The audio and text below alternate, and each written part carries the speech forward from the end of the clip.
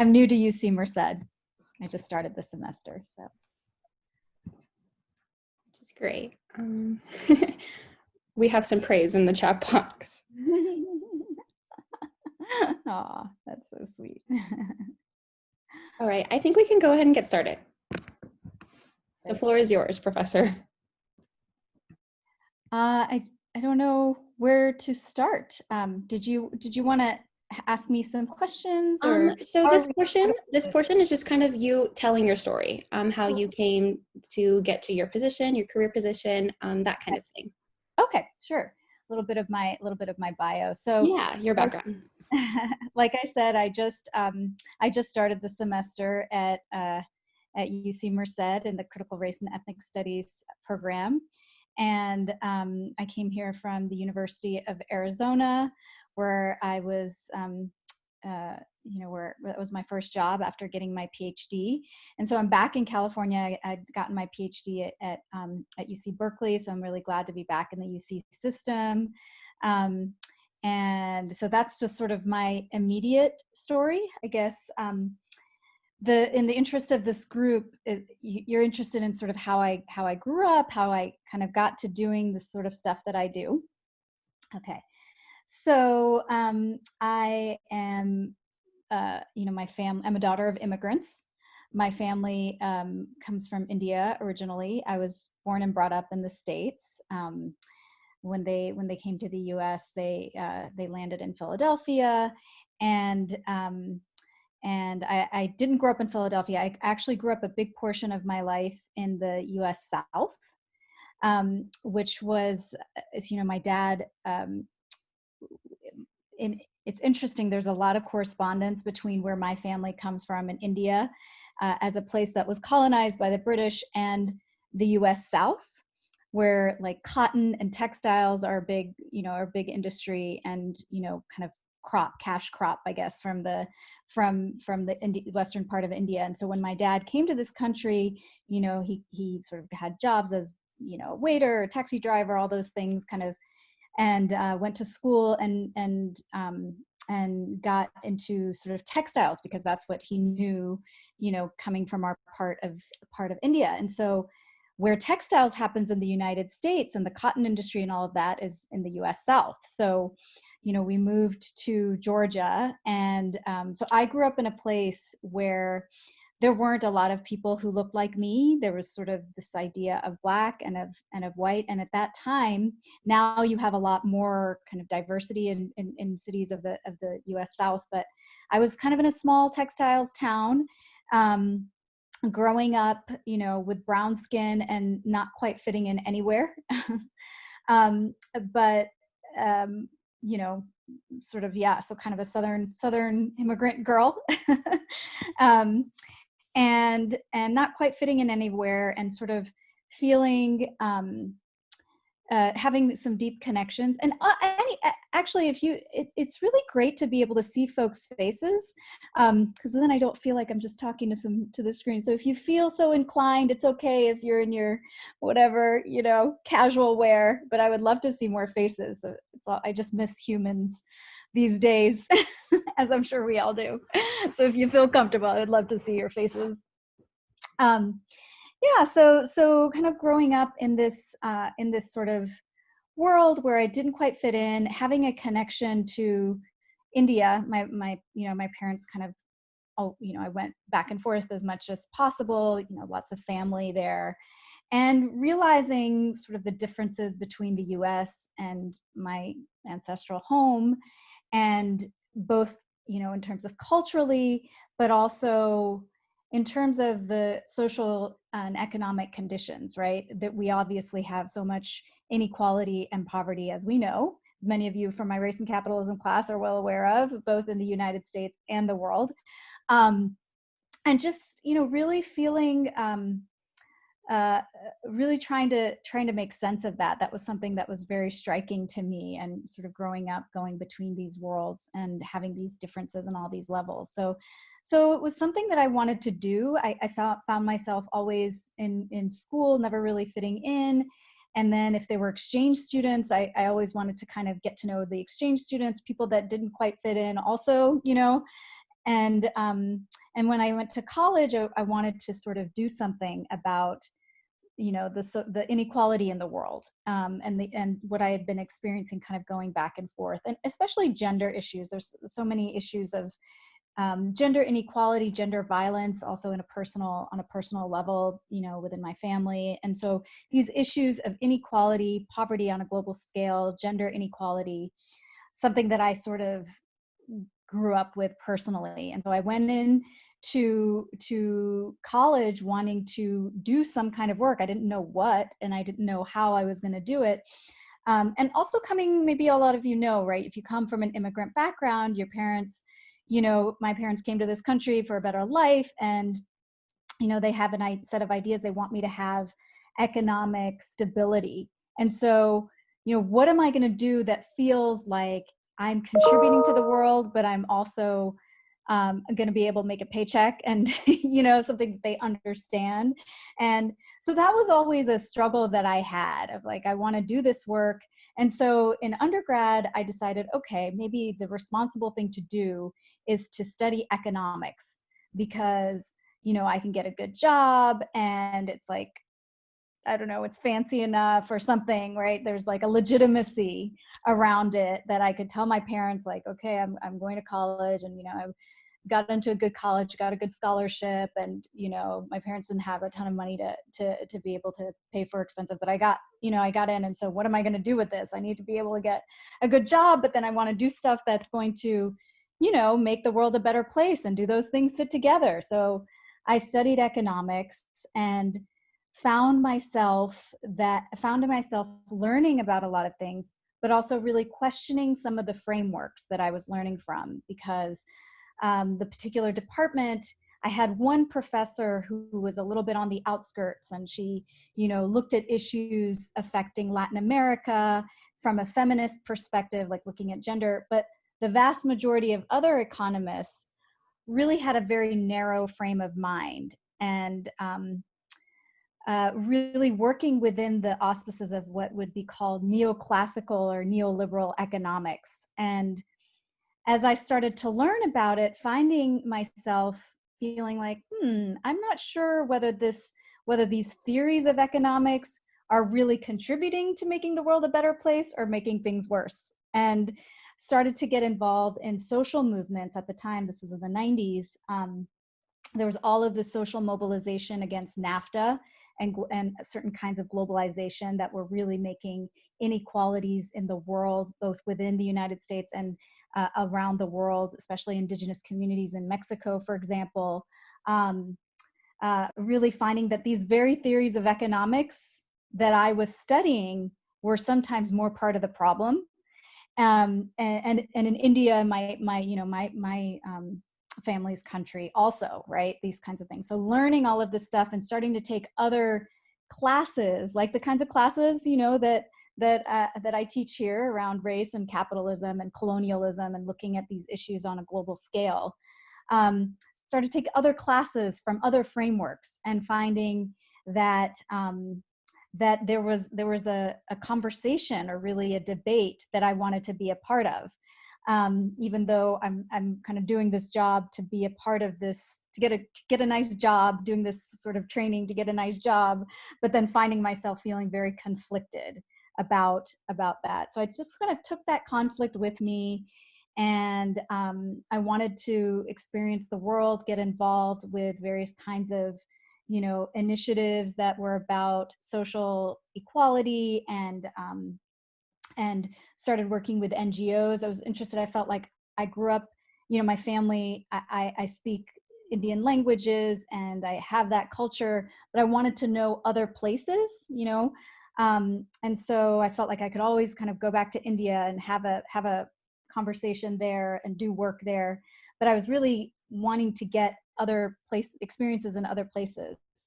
So I went to Brazil, and I worked with some NGOs doing work around social justice, especially in the agricultural sector there in the Northeast, and did that for a couple of years through various contacts from that one professor who had my back, who got that I didn't quite get all of the ways in which all the other economists were talking about things, and she really supported me. So I feel very strongly about professors in that, and I love to be able to be a support to my students whenever I can, because I know what a difference it made for me.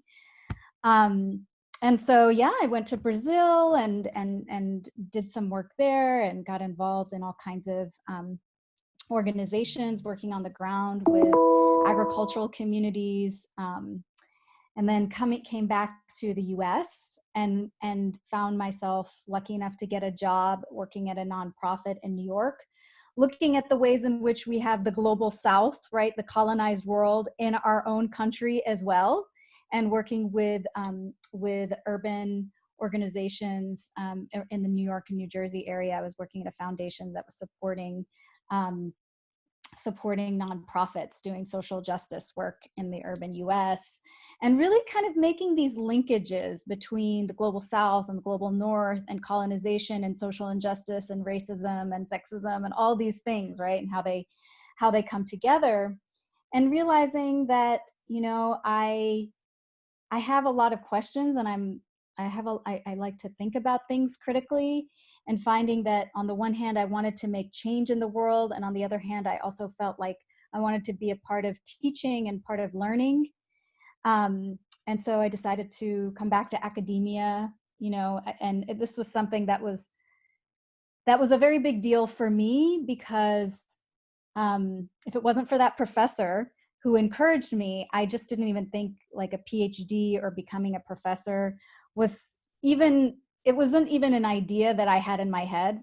First of all, that wasn't for my family. It's like, okay, what kind of job can you get so that you can get money, a professional job? If you do that, right, you either become a doctor or a lawyer or something where we understand it and you can make money, and, part of the American dream. And and I wanted to do this other thing. And my professor told me, well, why don't you consider research, and why don't you consider academia? And I was like, well, I'm not smart enough, and nobody in my family did that. And so finally, after 5 years, I went back to that professor and I was like, okay, I want to consider what you were suggesting.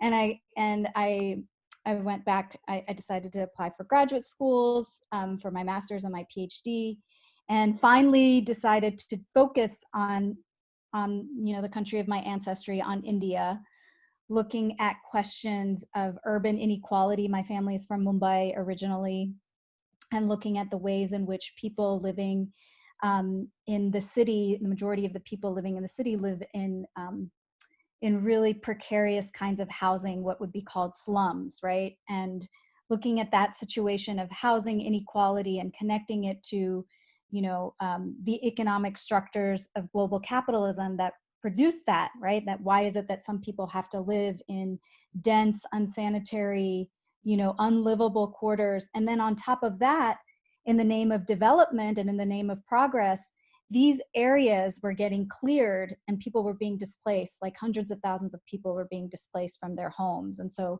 really interested in how people themselves were making their lives in the city, and how they were fighting for their rights to be able to live in the city and have housing. And that's what I ended up doing for researching for my PhD, and gave me a chance to live in India. I had always visited India, but I'd never spent a good chunk of time living there. I was there for about a year and a half doing my research, and got to have, a close relationship to the city where my family grew up, and to be able to still be in touch with social movements there. And then graduated with my PhD and got a job. So I'm employed, mom and dad, steadily employed. And I think that when my parents originally, saw me doing this kind of work, they were very worried, and they were concerned about my economic stability, whether I was going to be able to get a job. And then I was running around all over the place. Was I going to be able to get married? There were lots of cultural things that came up, um, and things that I needed to face along the way, that my parents just had to get adjusted to, and learn that, okay, she's going to be okay. And, she's forging her own path. And then when I did end up getting married, I got married to a woman. And so that was another thing they had to deal with, as all families have to deal with various things that they don't expect with their children. But I found that, I'm very lucky that with some adjustment and some really kind of coming together around these things that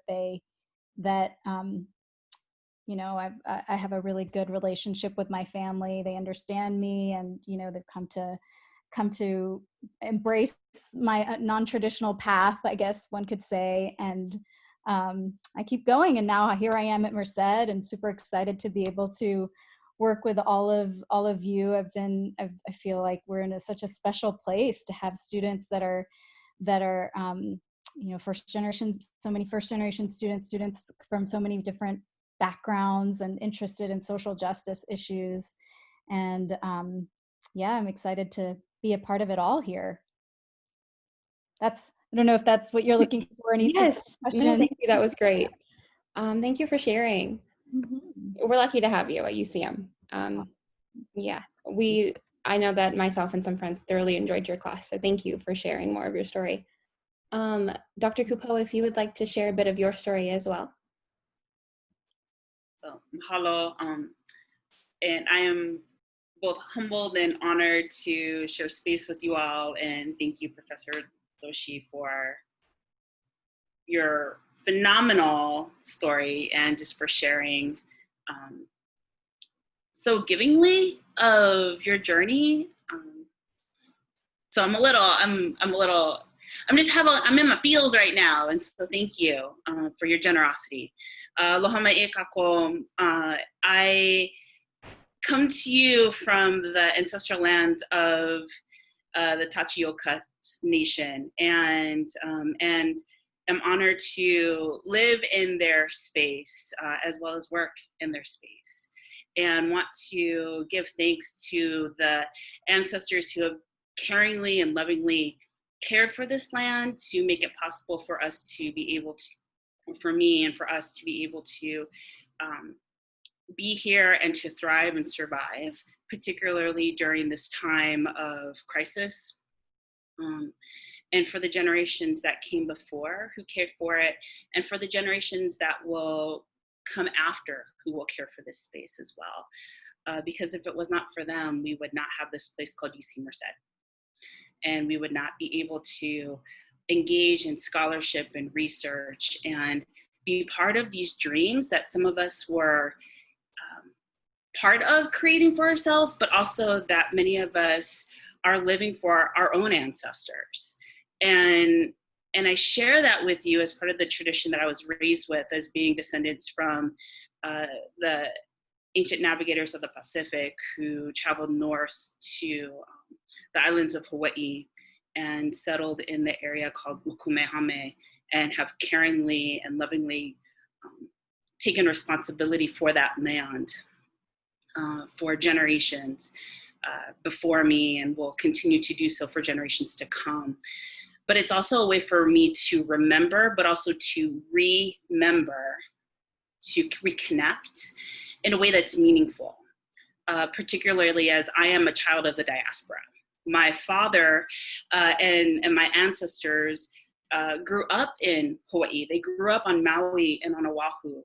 And yet my dad, because of the impact of colonization and the missionary schools, when he was given a choice, he was told by my grandfather, you have a choice. You can continue to work in the pineapple cannery and in the pineapple fields and the plantation, or go into the army.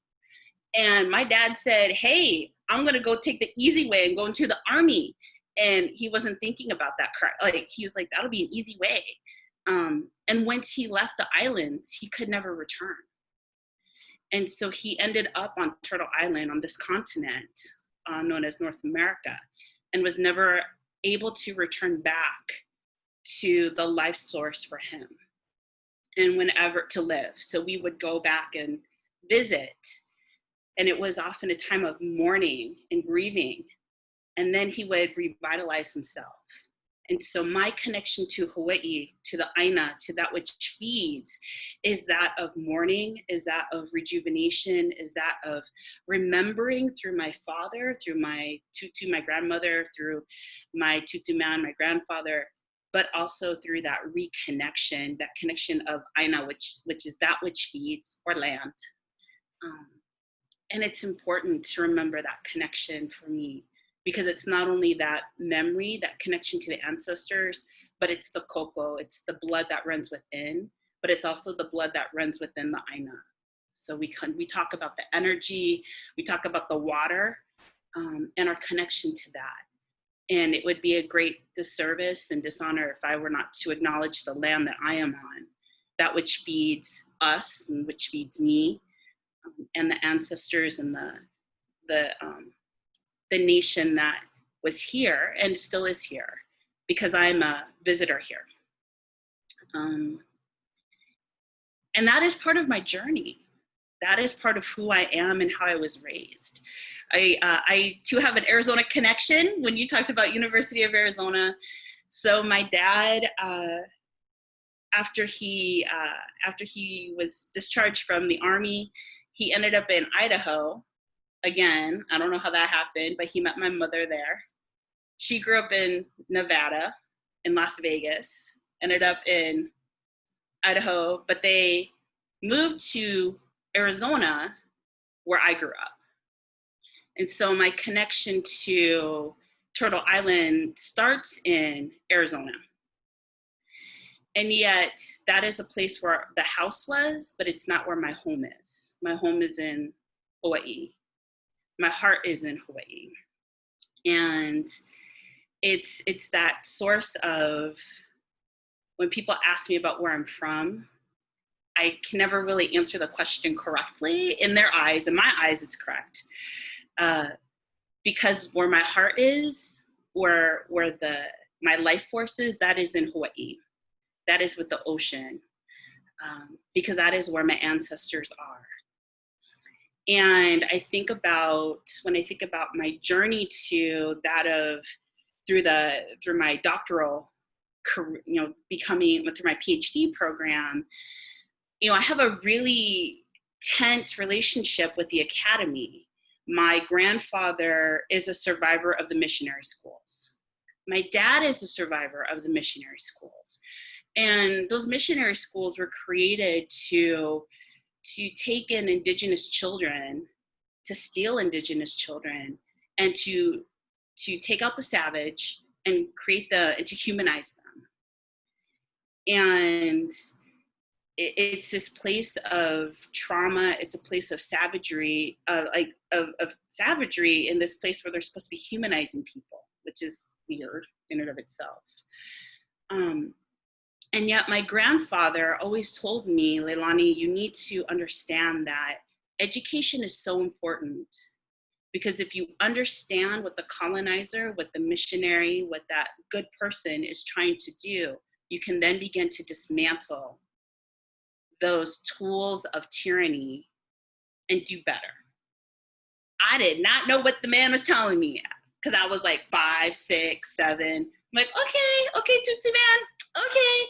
So I would just go in the backyard and help my grandma with the gardening, because she was also a great gardener. So my grandfather would often tell me, he's like, you need to go to school. But as you are learning what the teacher is telling you, always keep a lot of skepticism in the back of your mind. Because what they are teaching you is how to lose yourself. And you need to do what us Kanakas, what the Kanaka Ma'ole, what us Kanakas are real good at. We keep secrets. But the secrets are how to keep ourselves, how to keep our culture. And that was really powerful for me, because for a long time, I didn't know how to express my Hawaiianness without getting in trouble at school. And so for a long time, when I was at school, I learned how to, this is gonna be awful, but I'm gonna say it. I learned how to act more Western, which is code for I learned how to act more white. So I would change the way in which I spoke. I spoke pidgin at home, and I spoke properly when I was at school. I would get lighter, so I wouldn't go out in the sun. So my skin tone would change. And so I realized that I would start to be treated differently at a young age. And that was really important to my understanding of where these hidden messages were coming from. And at a young age, I also was trying to figure out, what does this mean for me? Because I wanted to be a doctor for such a long time, partially because my grandfather had said, you need to make sure that as you are working through these systems, do what you love, but you also have the community will depend on you. You are a role model for them.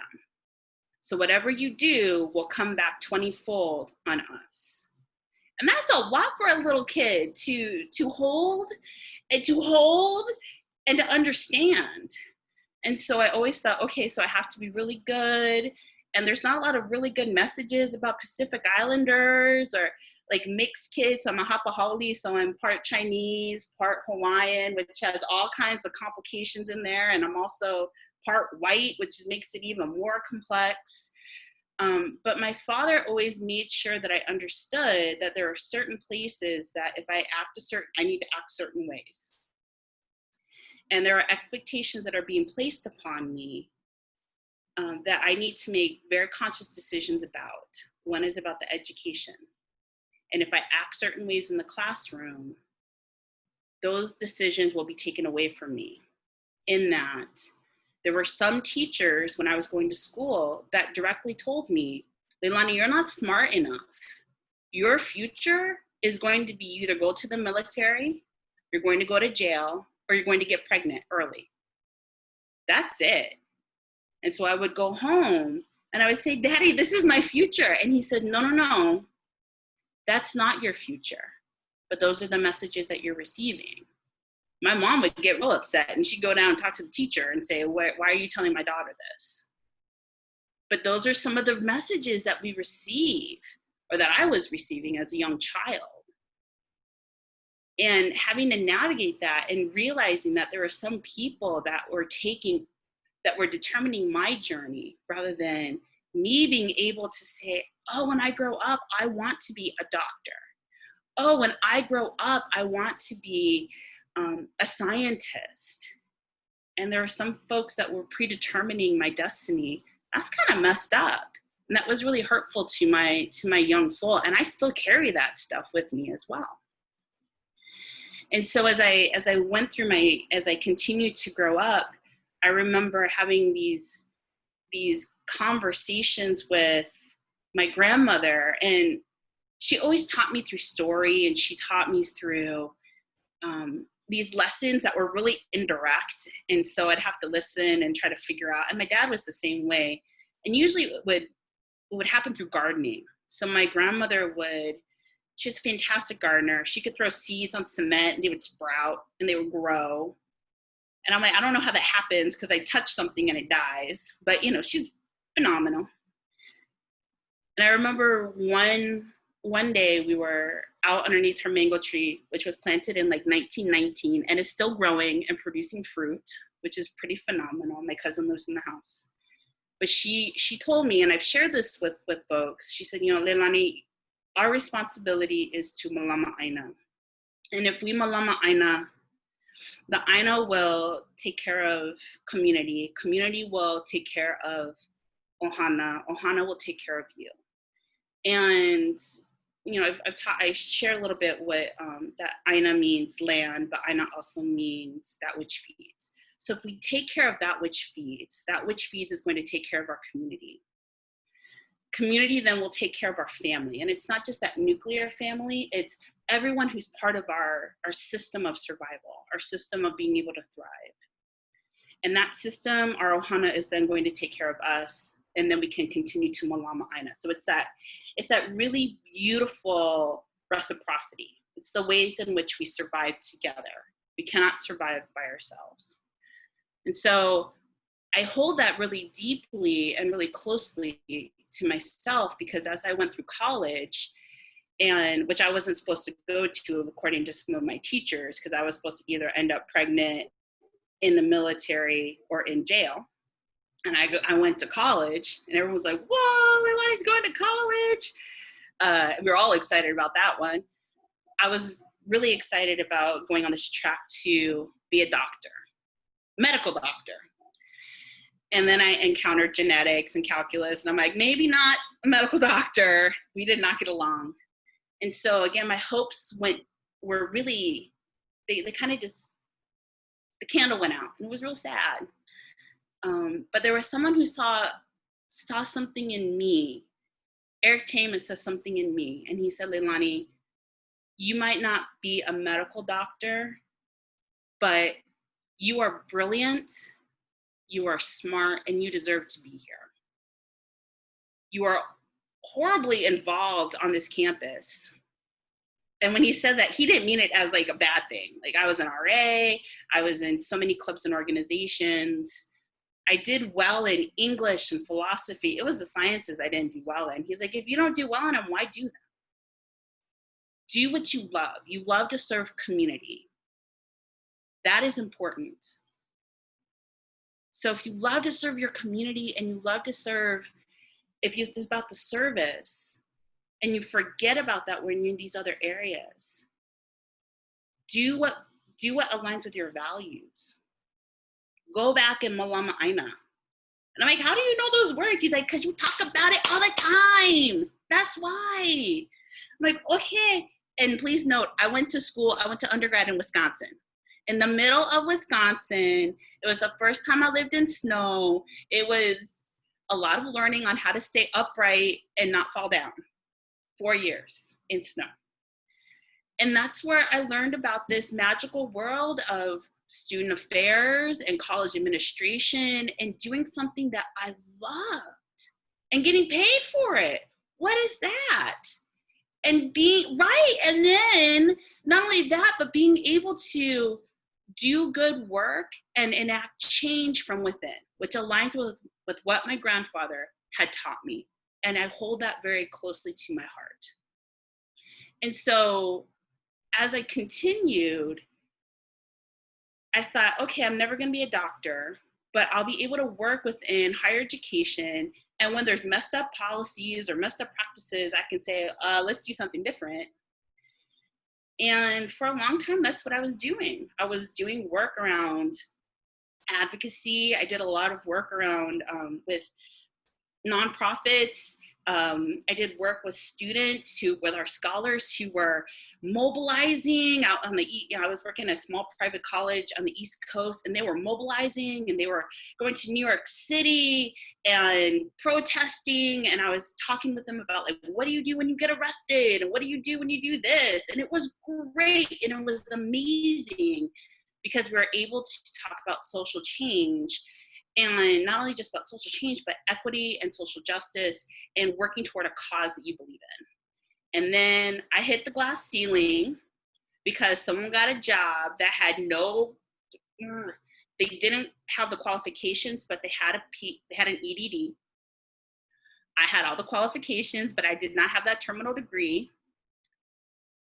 And so I said, F that, and I'm going to go get my PhD because y'all said that I did not have the terminal degree, but this dude had the terminal degree and no qualifications and was going to supervise me. No. So I went and got my PhD. And so I don't know if that's the best reason to go, but it got me through. And from there, I was able to go do community work that fulfilled me. So I did my dissertation research in Hawaii with community in a way that mattered. I went to Aotearoa, I went to New Zealand and did research with my Maori cousins. I went to People's Republic of China and did research there with folks who were doing indigenous knowledge, learning more about indigenous knowledge there. I was able to do these things my young self never thought was possible. And landed a job afterward, after I did this really amazing research on the ways that college impacts Native Hawaiian women's conception of self, about their indigenous identity and how messed up that can be. I ended up doing work around gender equity and violence prevention, which is at the heart of a lot of my values. And then after that, it brought me to UC Merced where I get to talk about and do work around educational access and equity. And I still get to do really important work with my community, even though I don't live in Hawaii. I'm still involved with the work with Mauna Kea and Haleakala and trying to figure out how do I support from afar and still do this really powerful work around educational access and equity. So that is where I am. And I will pause. Thank you for sharing, the both of you. It's really inspiring, especially like this common theme of whether your support comes from one person or a whole community or through the work that you do, and how change can look like anything, whether it's in schools, out of schools, in nonprofits, on the streets. That's really inspiring. So we just want to open up to the floor for participants. If you have any questions, right off the bat, you can put in the chat box, or you can unmute yourself and ask.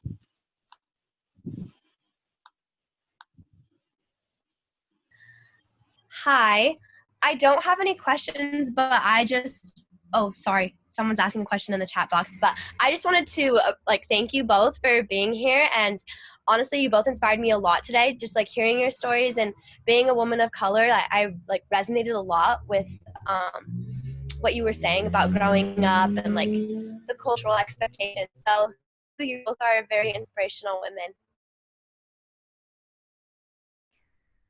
Thank you. And Robert asks, what nonprofit did you work at? What type of work did you do at that nonprofit for Professor Doshi? Yeah, thanks, Robert. And thank you, Professor Kupo. Am I pronouncing your name right?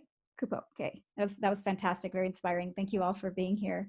So the nonprofit that I worked at, so I worked at a couple of international nonprofits. I worked at an organization called Oxfam in Brazil. And then I worked at another international organization, Catholic Relief Services. They were working with farming communities. And then I worked in a local in Brazil. I ended up then really getting connected with local NGOs. And I worked with a local organization that was organizing farming communities, working especially with women, doing a lot of work around salvaging seeds, looking at like ecological and social questions. And so that was really, it was really great because my entry point was an international organization, but then to be able to work with local groups, that have real strong roots in the community. So I worked, those are the places that I worked in Brazil. And then I worked at this foundation in New York, in Brooklyn, New York. It doesn't exist anymore. It was called the Independence Community Foundation, and it provided funding actually for nonprofits that were doing things like, looking at immigrant justice work or youth development or affordable housing, like lots of different things affecting. I was in sort of the part that was looking at immigrant justice issues. And so those are the places that I worked before I went and did my PhD and entered into education. Thanks for asking. Does anyone else have any other questions? Go ahead.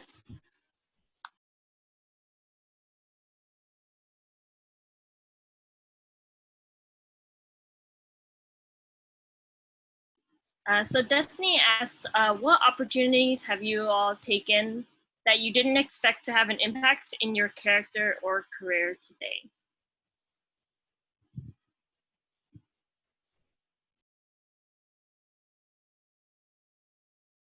So for me, the opportunity to go into my PhD program had a huge impact, particularly with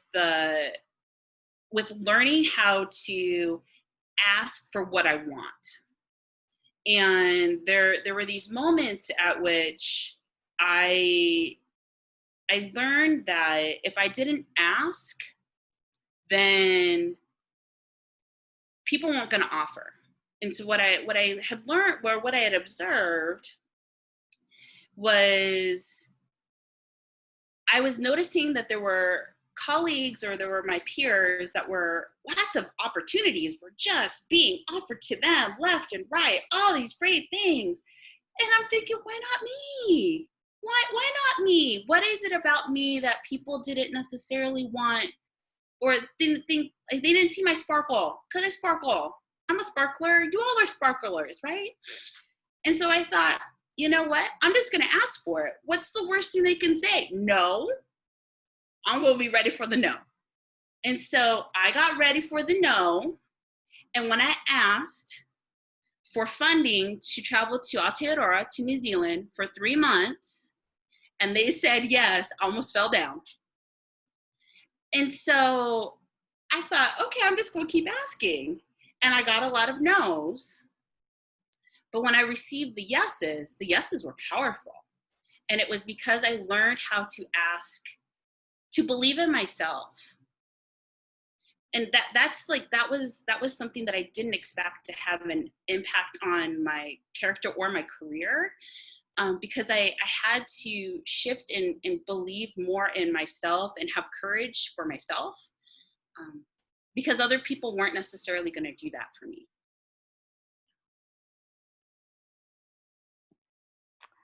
That's so well put. Yeah, I mean, I think that I definitely did not think that I would ever be doing the work that I'm doing now. I didn't feel like I was smart enough, or I just didn't, it wasn't something that was, nobody in my family, like I said, it was like this idea that, you go and you do this work and you get this job. And nobody ever told me that, academia or being a professor was something that was available to me, and that I certainly didn't feel smart enough. And it was really just because of the encouragement of this professor. And I remember, really just like not even believing her and all of these things. And so, yeah, that having somebody have some confidence in me. And then when I came into academia, I found, and Professor Kupo, you might have noticed this too, it's a lot of times in academia, there are really fantastic folks with varied backgrounds, but a lot of folks kind of, come in, they grew up with this as an option. They maybe come from a family in which there were other people who were academics. And, I went in, and you go in with this idea of, I don't know, am I smart enough? Am I good enough? And then, there's certain ways in which people feel very comfortable in a space. And I didn't always feel comfortable in that space in the same way. And then noticing, like in the classroom, I would say something and it would take a lot for me to say something, and noticing that there would be times when it wasn't even acknowledged, or there was another person, generally a white male, who would say pretty much the same thing afterwards, and as if like I never said anything, just finding that exactly what Professor Kupo was saying, really making my space and realizing, okay, there was and one time when that happened to me, there was another woman who brought it up and said something like, didn't Sapna just say that? And just finding the power, right, in other people of color, women of color, we can really amplify each other's voices, support each other in spaces where that doesn't happen naturally, where we're excluded, we're not meant to feel like we belong. And then we internalize that. I know I internalized that, and it took a lot for me to come out of that and to even sort of have confidence to be able to speak, and speak up and feel like I would have something to say. And so finding that, we can really support each other and amplify each other and lift each other up, and that we all benefit from that. And that was something that was a real kind of eye-opening feeling of victory for me that we can share. I completely agree. When you talk about that notion of like making space and taking space, but also like creating that space for others, it's so hard at times, and yet it's such an empowering, it shouldn't be empowering, I'll just put it this way. And yet it is exceptionally empowering when someone, like when I've said something and it gets glanced over, or no one said anything. And then all of a sudden someone else, usually a white man or someone else who has power in the room, says the same thing and someone else says, but didn't Leilani just say that? And to be acknowledged that somebody heard me, sees me, and hears me, that's really empowering, because it's not as if that person has taken away, but they've actually created a little bit more space for me to spread out. And there's a difference to me between someone saying like, oh, I'm a good person, look at how good I am, and I just look at what I did for you, versus Leilani did that, and she's gonna spread out a little bit more, versus like, look what a great person I am. Like that ego versus community-based. I don't have another word for it, but there's that that piece where it shifts a little bit, which I think is really powerful. And I appreciate your comments around that, because that's real. And it still happens today. It happened earlier today to me. And I'm like, I appreciate that. Nobody said like, didn't Leilani say that? I said something and it got glanced over, which was really disheartening. So, yeah. Yeah, that's why I find like this series, Firme Role Models, so inspiring and motivating, because like having these opportunities to meet other like women of color, queer women of color, people of color in these different like positions, either in like academia or in education or anything. I feel like we're able to like build these kind of relationships and build these mentorships so that we can be prepared to like really uplift each other, so that, you know, when we're all like graduating and we go to our different paths, that we know that if someone that we're in a meeting with and we're noticing they're not being heard, that we can uplift them. So that's why I really enjoy this series and just learning from different staff and faculty. Yeah, and I just wanted to clarify, I believe, Leilani, you are the director of the Calvin E. Bright Success Center. I don't know if you ever were a professor at all. I actually, I teach at another institution. So here at UC Merced, I'm Associate Dean of Students and Director of the Bright Success Center, but I do teach at other institutions, so yes. Oh, wow, okay, awesome. So please call me Leilani. Okay. And you're welcome to call me Sapna too. Awesome. So Robert asked, did you have doubts on what you wanted to do in life because of the comments your teachers said to you? Do these comments still affect you now? So it looks like it's to me. So yes, I did have doubts, and I still have those doubts. Those doubts still creep up ever so often, and I have to catch myself. I wish that those doubts would go away. They don't live in the day-to-day, but there's sometimes when they will creep up, unfortunately, and I have to be aware of those doubts, particularly when I start feeling like I'm an imposter or I don't belong here, or when I think to myself, maybe those awful things that were said, or maybe I'm not as talented as I think I am, or maybe I shouldn't apply for that job, or maybe I shouldn't apply for that award, or I shouldn't ask for that thing that I really think that our scholars need, or the Bright Success Center needs. I shouldn't advocate. Like, those are the moments when that monster will creep up. And so I have to figure out how I can tamp that down or control it and address it. So it's not just like stuffing it away underneath the bed, but it's really about thinking, how do I address it so it doesn't continue to get bigger, but it's, what do I do to figure out why is that coming up? And it's hard work and it's exhausting. Thank you for sharing that. Sapana, do you also have anything you want to share in terms of just the topic of doubts? Yeah, I mean, I think some of this, I would definitely echo everything that Leilani was saying, really. so much of, you know, they're the outside forces, and then there's sort of the inside forces. And, you know, there are ways that we can deal with outside forces by standing up for ourselves, or, you know, kind of working together, amplifying each other, right? As communities that may be marginalized, folks that may be marginalized in different ways. But then so much of the work is also inside, right? Inside, I belong. What I have to say, you know, has value. That also how to, I think, you know, caring for yourself a lot of times. I don't need to work myself to the bone in order to feel like I'm good enough, right? That there's a lot of, you know, self-care. I often, um, many of you know, I do this mindful moment, and part of it is this sort of, how do we care for ourselves, right? How do we pay attention to ourselves? What's going on inside, really?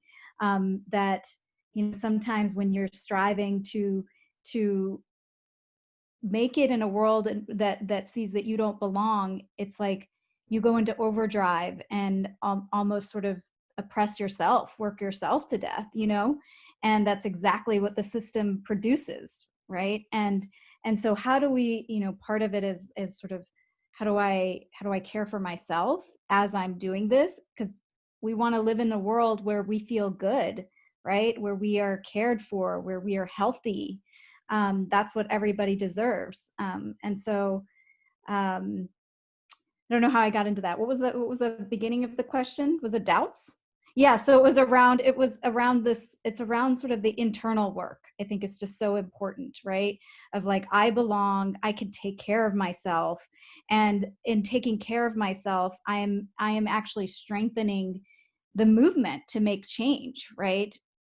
Because when I see other, you know, people of color, women of color, right, folks that are marginalized in multiple ways, um, you know, we want to live in a world where we are healthy and we belong, and that starts from taking care of ourselves and then taking care of each other, right? Self-care is not just an individualistic thing, but it's a political act. Audre Lorde talked about that, right? About how do we do that, and then coming from that place to sort of say, yeah, I belong, and I belong here in a whole and healthy way. Thank you both for sharing and being vulnerable with us. I know I really resonate with having self-doubts as a woman of color as I've gone through my education. So I'm really appreciative for the advice that both of you have to offer. And then we have another question from Robert. He asks, if you could change anything you've been through in life or the path that you've taken in your career, would you change it?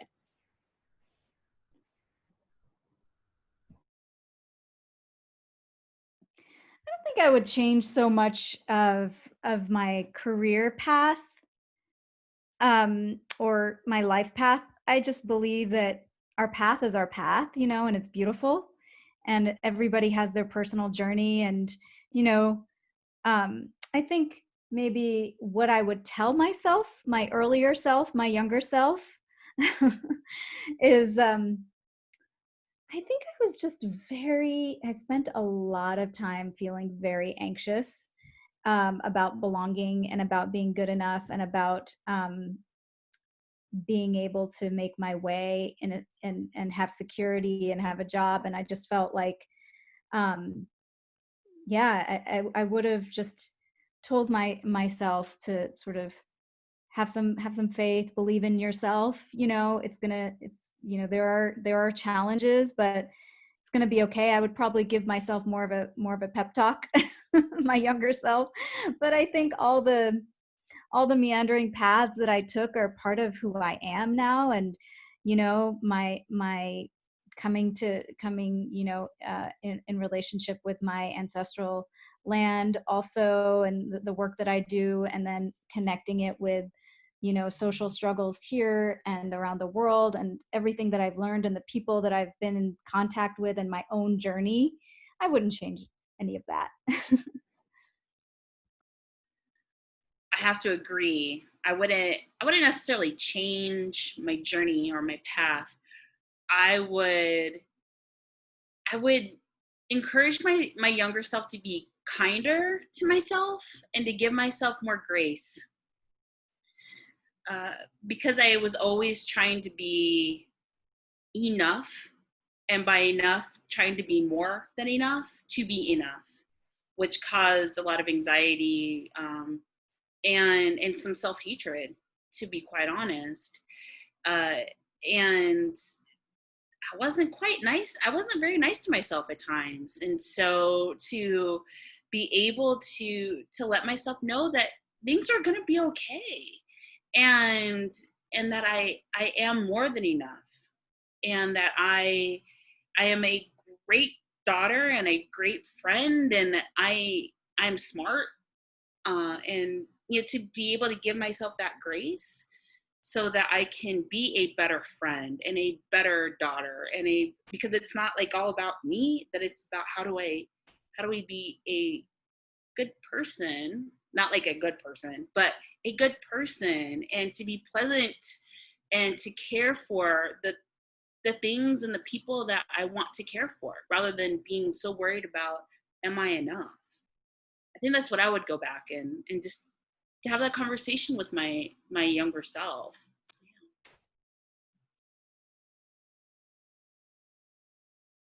Yeah. Awesome. Thank you so much for sharing. Does anyone have any last questions as we wrap up our event?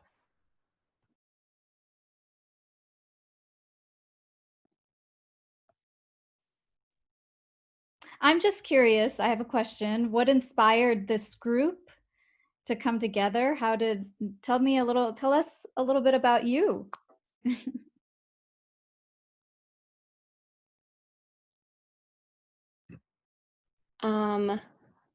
I guess a little bit about me. So Connie and I are interns at the care office. I'm incredibly passionate about domestic violence prevention. I grew up in a household where domestic violence was prevalent. So for me, that's where that comes from. And my passion is to work in that realm and to go to law school after I graduate.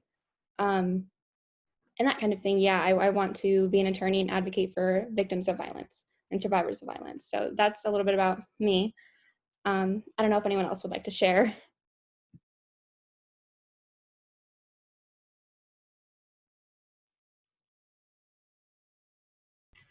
Hi, I'm also an intern at the I'm sorry, the noises in the background are so loud.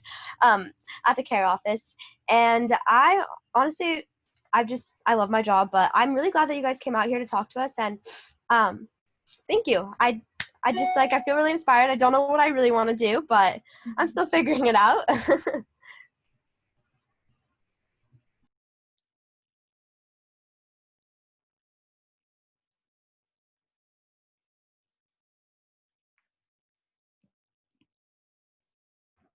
I think the whole purpose of this event was to, uplift people of color, colored communities, specifically Asian Pacific Islander communities, because it is Asian Pacific Islander Heritage Month.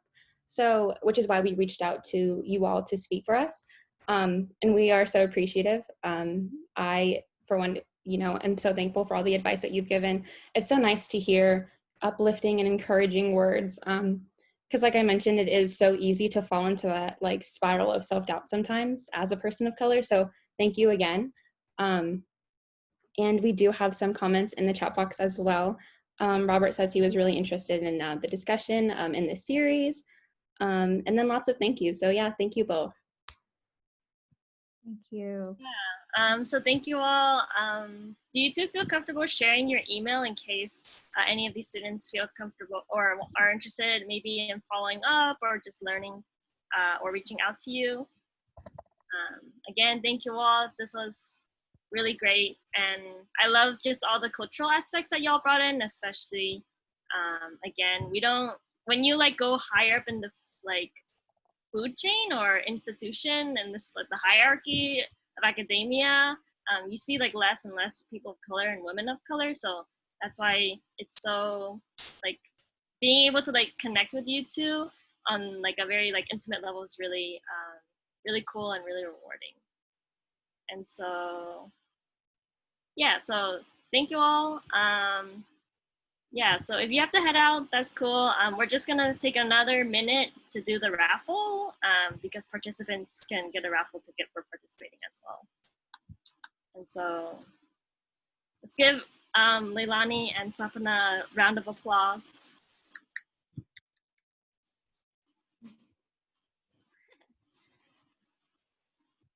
Thank you.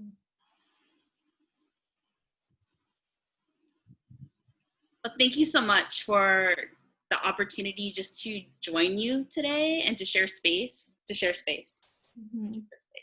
Mm-hmm. but also to connect in a different way. I think that, just in preparing for this brief time together, it caused me to slow down, and I was able to connect with my family prior. And so that was really special for me. And so thank you for inviting me, so that it made me connect with my family so I could remember, but also remember. And so I appreciate that. So thank you.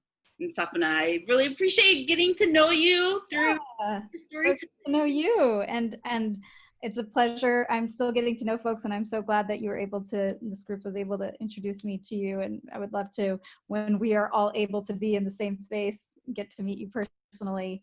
And yeah, just to be involved, being new here, and just getting to know folks. It was a little shocking to just barely start this job and then all of a sudden be, online only. It kind of, it was definitely jarring, and I'm so appreciative that to be able to be in contact with you and so many of the students from the class, and to feel connected. It's wonderful. Great job lining this up and the questions, and it definitely helped me to be connected with who I am and my journey, and hear how many resonances, right, there are, and how we can be of service to each other and really hold each other. So thank you for that opportunity. Thank you. Thank you.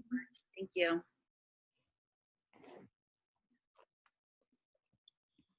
And good luck to the raffle winner. Yes. The winner is.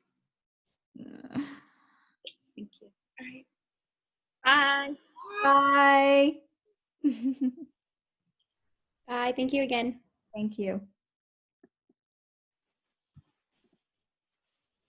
Okay, so I'll be sharing my screen. Thank you everyone for your patience. I know we're a little bit over time. So I'm gonna click it and then I'll choose a name.